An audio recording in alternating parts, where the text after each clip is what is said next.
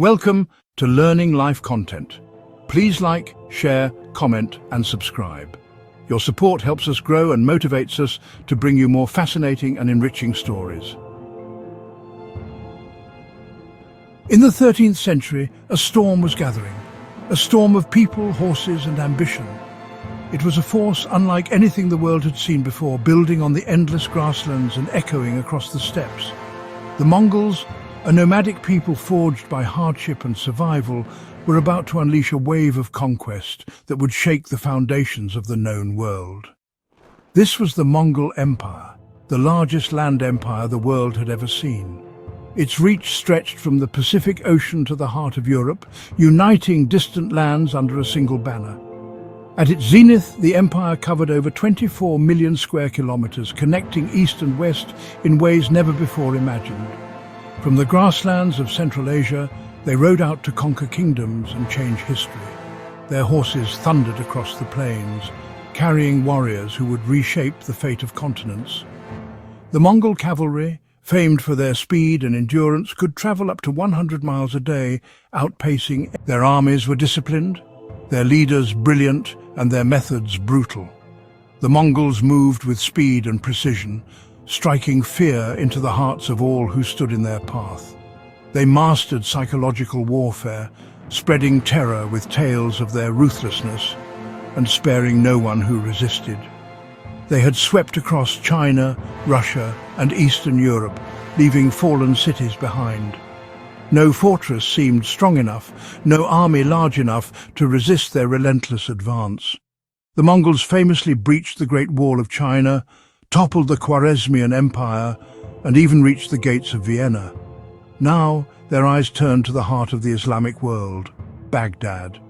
The city stood as a beacon of culture, wealth and power, but it was also a tempting prize for the Mongol horde.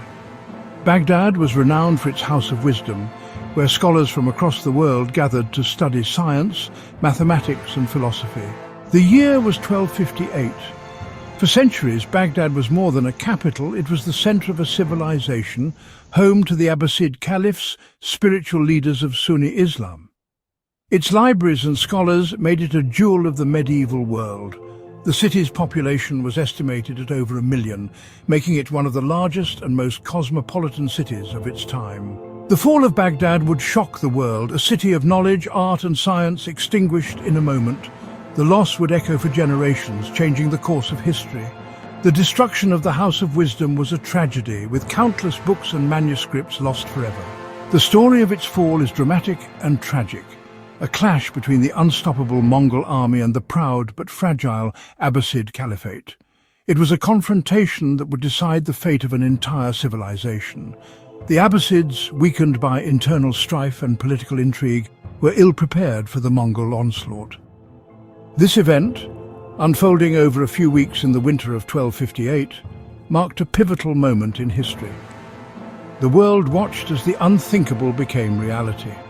Hulagu Khan, grandson of Genghis Khan, led the Mongol forces, employing advanced siege tactics and engineering learned from Chinese and Persian experts.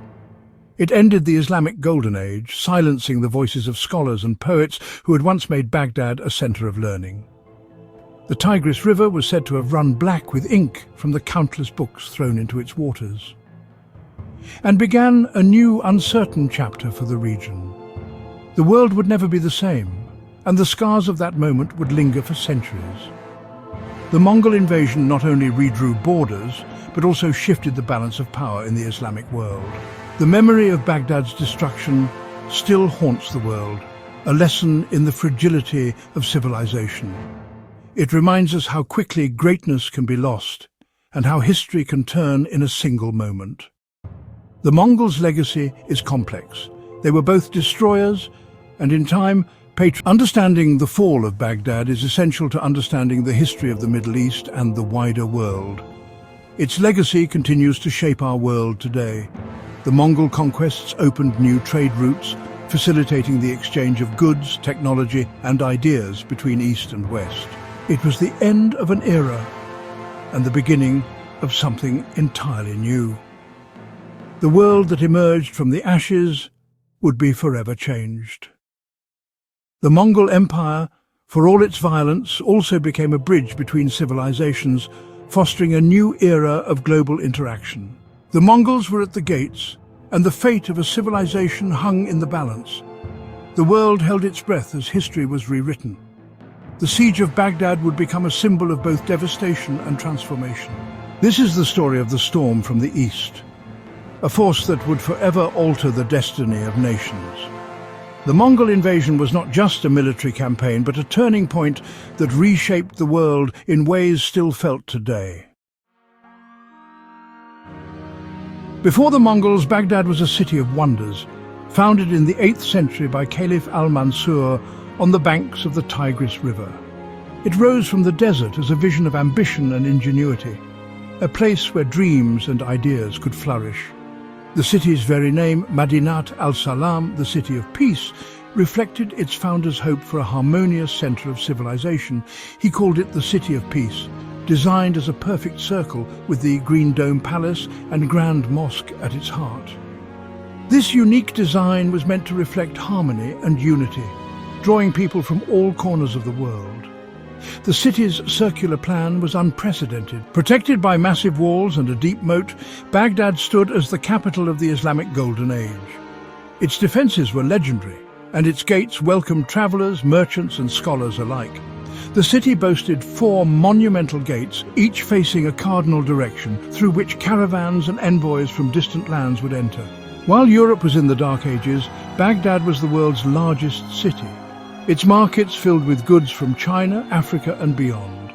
Spices, silks and rare treasures changed hands in a vibrant exchange of cultures. The city's bazaars were legendary, where one could find everything from Indian pepper to Chinese porcelain, African ivory to Byzantine glass. The air buzzed with 100 languages, but Baghdad's true wealth was knowledge. Here ideas flowed as freely as the river, and curiosity was celebrated. The city was a melting pot, home to Arabs, Persians, Turks, Jews, Christians and people from every corner of the known world. The House of Wisdom was more than a library. It was a grand academy and translation center, a beacon for the world's greatest minds. Founded by Caliph Harun al-Rashid and expanded by his son Al-Mamun, it attracted scholars from as far as India and Byzantium. Scholars of all faiths worked side by side, translating and preserving ancient texts from Greece, Persia and India.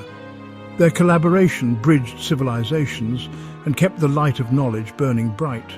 It was here that Aristotle, Galen and Ptolemy were rediscovered, and their works translated into Arabic, then later into Latin, shaping the future of Europe.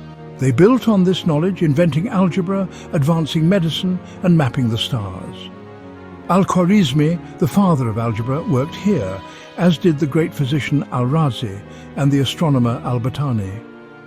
Their discoveries would shape science and learning for centuries to come.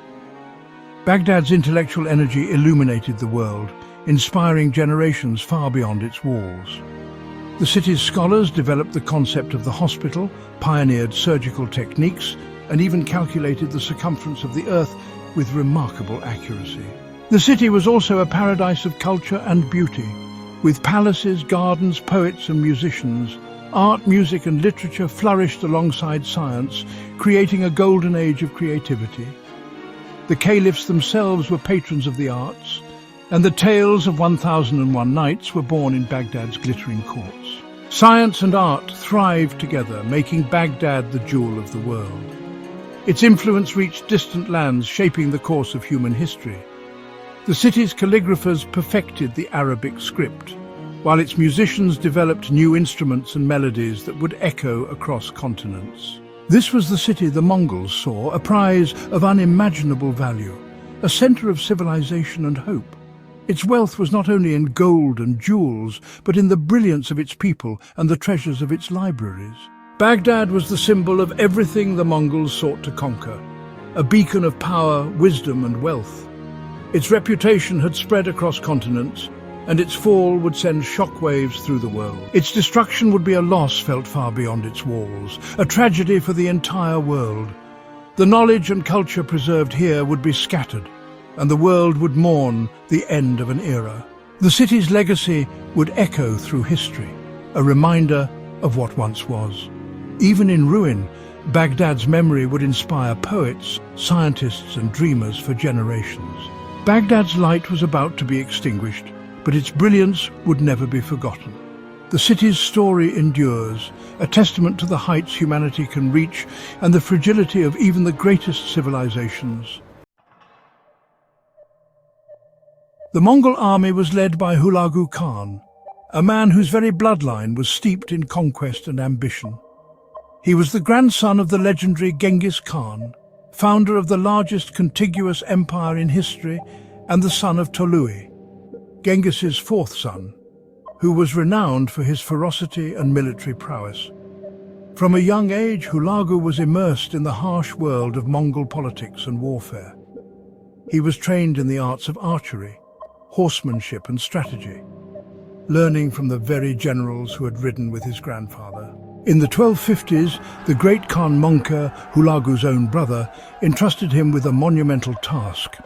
Hulagu was ordered to march west at the head of a colossal army, a force larger than any Mongol host seen before, assembled from every corner of the empire. His mission was clear and ruthless: to crush all resistance in Persia, then demand the submission of the Abbasid Caliphate in Baghdad, one of the most powerful and ancient rulers in the Islamic world. Hulagu was not only a skilled and determined general, but also a man of vision and ambition. He was known for his military brilliance, his ability to inspire loyalty, and his ruthless efficiency in crushing opposition. His reputation for both cruelty and cunning spread far ahead of his armies. An intriguing aspect of Hulagu's life was his marriage to Dokuz Khatun, a powerful and influential Christian noblewoman. Her faith and counsel would later play a significant role in shaping Hulagu's policies and alliances in the Middle East, especially in his dealings with Christian communities. Hulagu prepared for his campaign with meticulous care. He gathered the finest engineers, built roads and bridges to move his vast army, and recruited soldiers and specialists from across the empire, including Chinese siege experts and Persian administrators. His first target was the infamous assassins' mountain fortresses. Hulagu's relentless siege tactics and overwhelming force led to the destruction of these strongholds, ending the power of the feared Nizari Ismailis. With Persia subdued and the assassins vanquished, Hulagu turned his gaze toward the fabled city of Baghdad, the heart of the Islamic world. The Caliph now faced a stark and terrifying choice: submit to the Mongols or risk utter annihilation at the hands of Hulagu's unstoppable army. As Hulagu's army marched inexorably toward Baghdad, the fate of the city and the entire Abbasid Caliphate rested on the decision of one man: Caliph Al-Musta'sim. The Mongol storm was about to break, and the world would soon witness the end of an era. As Hulagu Khan's immense and disciplined army drew ever closer to the fabled city of Baghdad, the air was thick with dread and anticipation. Hulagu, following the Mongol tradition of psychological warfare, dispatched a delegation of stern envoys to the city's gates. They carried a scroll, sealed with the fearsome mark of the great Khan, and delivered a message that would echo through history: surrender unconditionally, open your gates, and submit to Mongol authority, or face annihilation. The ultimatum was not merely a threat, it was a promise, backed by the Mongols' fearsome reputation for total destruction. Caliph Al-Musta'sim, isolated and indecisive, clung desperately to the belief that his spiritual authority as the leader of the Islamic world would protect him. He sent frantic messages to neighboring Muslim rulers, pleading for aid, but received only vague promises or silence in return. The Caliph's court was divided. Some advisors urged negotiation, others insisted on defiance, but all were haunted by the Mongols' brutal reputation. The Caliph, paralyzed by hope and fear, turned to prayer, convinced that divine intervention or the unity of the Ummah would save Baghdad. Rather than seeking compromise, Al-Musta'sim responded with arrogance and bravado. He warned Hulagu of the wrath of God and the supposed unity of the Muslim world, dismissing the Mongol threat as bluster. The Caliph's reply was laced with religious rhetoric and empty boasts. a calculated gamble that underestimated the Mongols' resolve and overestimated his own influence. In reality, the Muslim world was fractured by rivalries and political intrigue, leaving Baghdad dangerously isolated. This was a fatal miscalculation. Hulagu and his generals saw the Caliph's response as a grave insult, a direct challenge to Mongol supremacy that could not go unanswered. The Mongols, who valued swift and absolute obedience, viewed any defiance as justification for total war. Negotiations collapsed in an instant. The Mongols, renowned for their ruthless efficiency, began meticulous preparations for a full-scale assault. Siege engines were constructed, war councils convened, and the city's fate was sealed with chilling precision.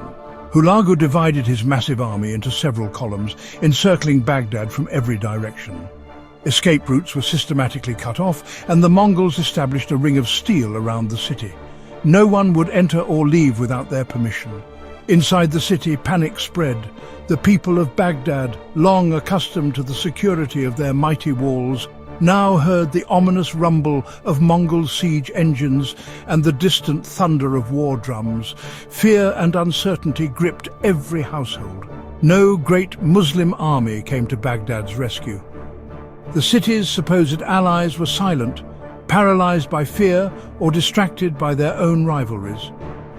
The roads that once brought trade and reinforcements now lay empty, and hope began to wither. Baghdad stood utterly alone, its legendary wealth and culture now a beacon for destruction. The city, once the heart of the Islamic Golden Age, was now a besieged fortress, surrounded by the most feared army on earth. The time for words and negotiation had ended. As dusk fell, the city's gates slammed shut, and soldiers took their positions atop the battlements. The siege was about to begin, and Baghdad braced itself for the coming storm. The fate of Baghdad was sealed not just by Mongol might, but by the Caliph's pride, indecision, and refusal to yield. His belief in his own invincibility had doomed the city. The Mongols advanced with grim determination, their discipline and numbers overwhelming. Their reputation for sparing no one who resisted preceded them, striking terror into the hearts of all who watched from the walls. The city's defenders and citizens alike braced for the onslaught, their hearts heavy with dread. No one knew what the dawn would bring, but all sensed that the world was about to change forever. The fate of an empire now hung in the balance. The world watched as the ancient city, once a beacon of civilization, stood on the brink of catastrophe. The siege of Baghdad had begun in earnest. There would be no turning back, no last-minute reprieve. The city's destiny would be decided by blood and steel. The end was near. In the shadow of the Mongol horde, history was about to be rewritten, etched in fire, blood, and the ruins of a once great city. In late January 1258, the Mongol horde arrived at the gates of Baghdad.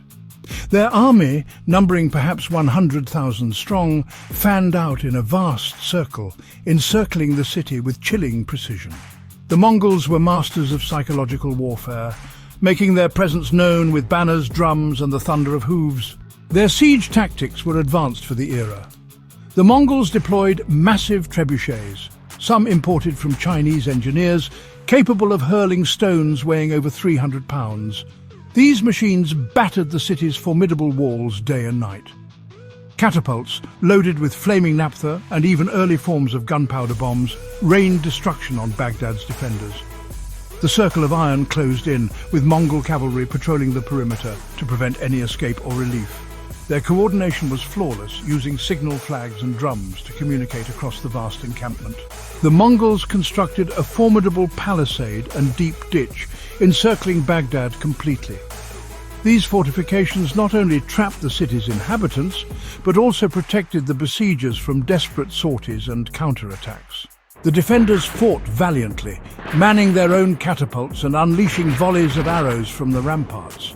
They poured boiling oil and hurled stones at the attackers, but their sorties were quickly repelled by the Mongols' disciplined ranks and superior numbers.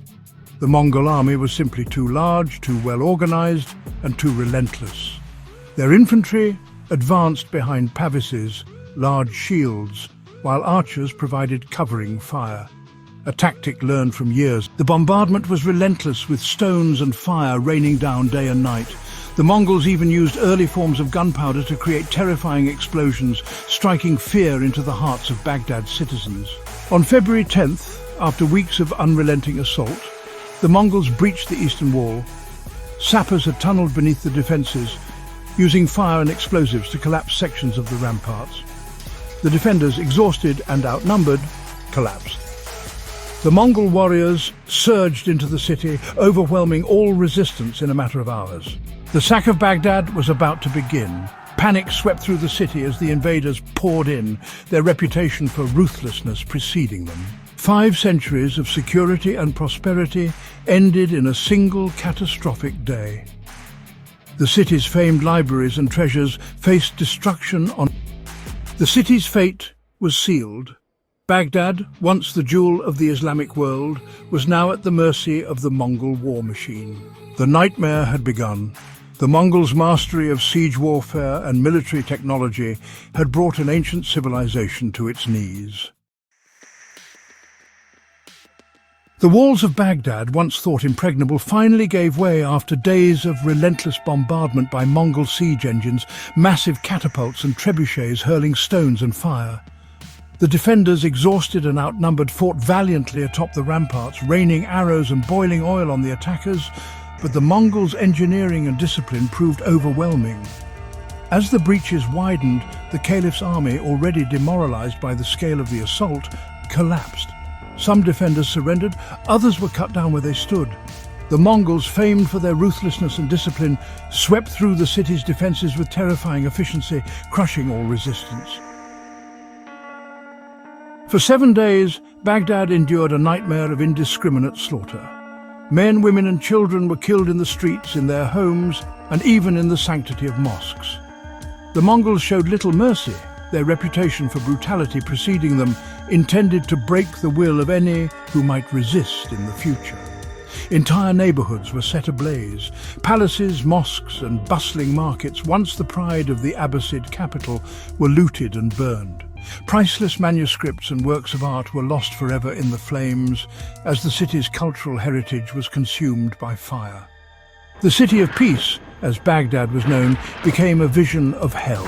Its streets choked with bodies, its air thick with smoke and ash.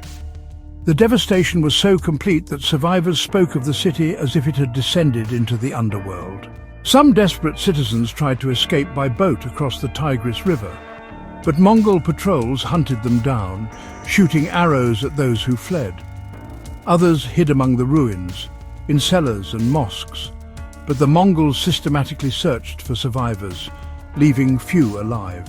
Remarkably, the city's Christian population was largely spared, thanks to the intervention of Doku's Khatun, Hulagu's influential Christian wife. Her advocacy saved thousands, a rare mercy amid the carnage. The destruction was nearly total.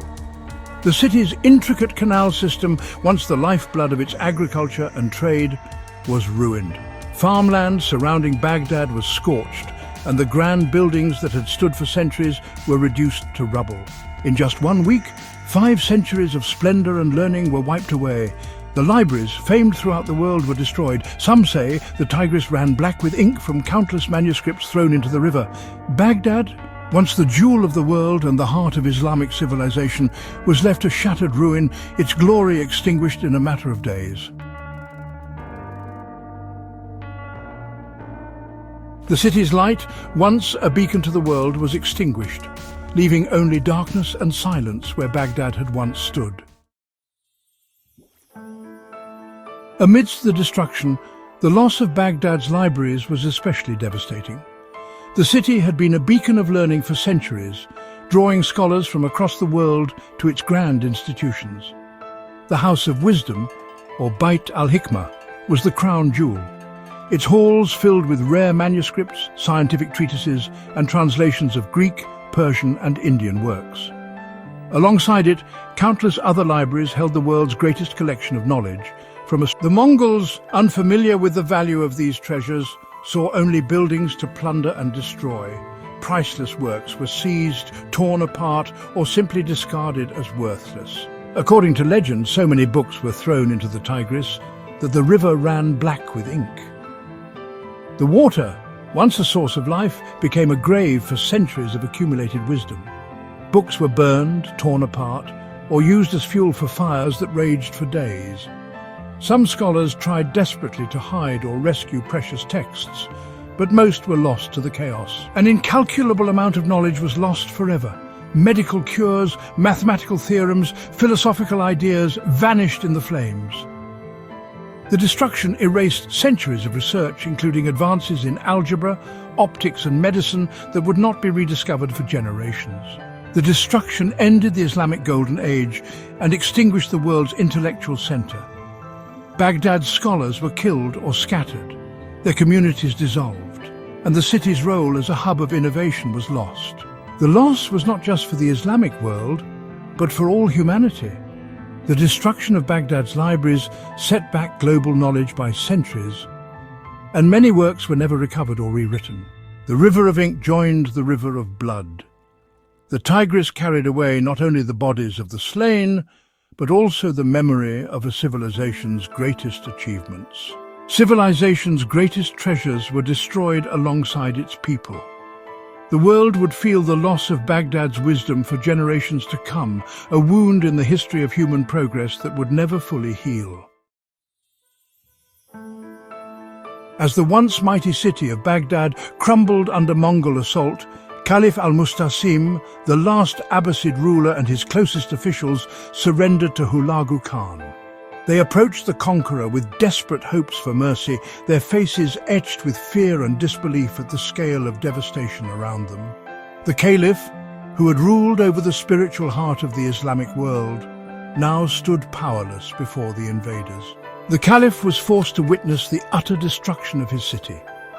Palaces burned, libraries looted, and the Tigris River running black with ink from countless manuscripts. Under armed guard, he was compelled to order his people to surrender, a command that led to the massacre of thousands. The Mongols showed no mercy, executing officials and scholars alike, erasing centuries of Hulagu Khan faced a unique dilemma. According to Mongol superstition, the blood of royal or noble lineage could not be spilled on the earth, lest it bring a curse upon the victors. The Mongol council debated the fate of the Caliph deep into the night, consulting shamans and performing rituals to appease the spirits. This ancient belief would determine the Caliph's grisly end.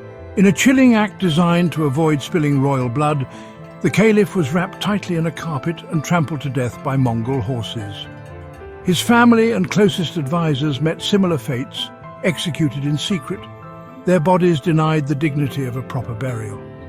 This method of execution was both a statement of Mongol power and a nod to their superstitions. With the death of Al-Musta'sim, the Abbasid Caliphate, an institution that had endured for over 5 centuries, was brought to a sudden and brutal end. The Mongols razed Baghdad, destroying its palaces, mosques and libraries. The city, once the jewel of the Islamic world, was left in smouldering ruins, its population decimated. The news of the Caliph's death and the fall of Baghdad spread rapidly, sending shockwaves across the Muslim world. Rulers and scholars from Cairo to Cordoba mourned the loss, unable to comprehend the scale of the catastrophe. The spiritual and political center of Sunni Islam had been obliterated almost overnight. The Abbasid dynasty, which had presided over a golden age of culture, science and philosophy, was no more. The House of Wisdom, once the greatest center of learning in the world, was destroyed. Priceless manuscripts and inventions were lost forever, setting back scientific progress for generations. The institution that had unified Sunni Islam for centuries was shattered. The Caliphate, once a beacon of unity and faith, was now a memory, its sacred sites desecrated and its influence scattered. The world would never be the same. The fall of Baghdad marked not just the end of a dynasty, but the collapse of an era. Survivors wandered the ruins, mourning the loss of their city, their leaders, and their way of life. A central pillar of civilization had fallen. The echoes of the Abbasid Caliphate's demise would reverberate for centuries, shaping the course of history in the Islamic world and beyond.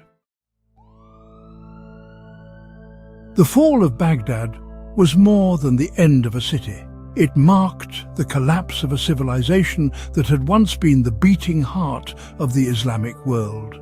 For centuries, Baghdad had been a beacon of learning, culture and innovation, drawing scholars and artists from across continents. Its destruction sent shockwaves far beyond its borders, signaling the end of an era and the dawn of a new, uncertain age. The city, once home to nearly 1 million people, became a silent ruin almost overnight.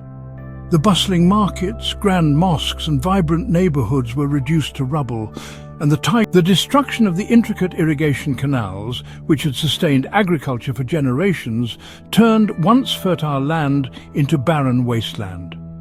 This environmental devastation crippled the region for centuries, leading to famine, depopulation and the decline of once thriving rural communities. The scars of this ecological collapse are still visible in the landscape today. The Abbasid Caliphate, which had ruled for over 5 centuries, was gone, leaving a profound power vacuum. Rival factions and new dynasties scrambled to fill the void, but none could restore the unity or prestige of the lost empire. The center of Islamic power shifted to Cairo, where the Mamluks established a symbolic caliphate. Though the Abbasid line continued in name, real authority now rested with the Mamluk sultans, who became the new defenders of the faith and guardians of the holy cities. The Mamluks would later halt the Mongol advance at the Battle of Ain Jalut in 1260, a turning point that saved the Islamic world from further devastation. This victory became legendary, proving that the Mongols were not invincible. Hulagu's dynasty, the Ilkhanate, ruled over Persia and Iraq, forever altering the region's political and cultural landscape. The Mongols, once destroyers, became patrons of Persian art, science and architecture, blending their traditions with those of the conquered peoples. This fusion gave rise to new schools of thought, artistic styles and even religious movements. The destruction of Baghdad's libraries, including the legendary House of Wisdom, ended the Islamic Golden Age. Priceless works of science, philosophy and literature were lost forever, setting back global knowledge by generations. Some surviving scholars fled to other cities, helping to spark intellectual renaissances in places like Cairo, Damascus and Samarkand. The confident spirit of the Abbasid era was replaced by caution, nostalgia and a sense of vulnerability. The trauma of the sack haunted generations, shaping art, literature and political thought for centuries to come. Today, the fall of Baghdad stands as a powerful symbol of cultural destruction and the fragility of civilization. It reminds us how quickly centuries of achievement can be undone and how the loss of knowledge can echo through history. The story of Hulagu's conquest is a lesson for all ages. Even the greatest cities can fall, and their ideas, art and wisdom must be protected and cherished. The legacy of Baghdad's fall is a call to safeguard our shared heritage against the forces of destruction. The world was remade in fire, and its scars remain etched in the ruins, remembered in stories, and carried forward in the hope that such devastation will never be repeated. Yet from the ashes, new cultures and ideas would eventually rise, forever shaped by the memory of what was lost. Thank you for watching Learning Life content. Please like, share, comment and subscribe. Your support helps us grow and motivates us to bring you more fascinating and enriching stories.